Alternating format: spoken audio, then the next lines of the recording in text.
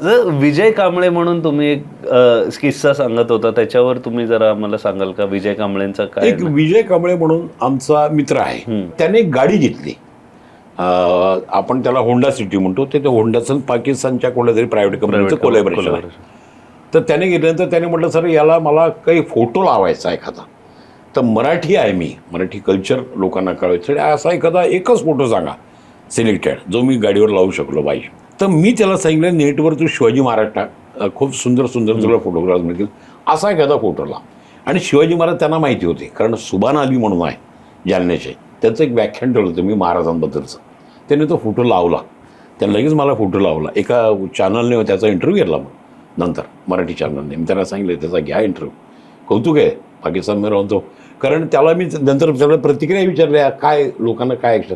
तो म्हणाला, लोक मला थांबून विचारायचे, अरे हे महाराज कोण आहे. त्यांना वाटायचं हे हिंदू धर्माचे कोणीतरी ग्याडे पंडित गुरुजी वगैरे असे महाराज आहे. मग मी त्याला सांगायचं हे आम्हाला शिवाजी महाराज.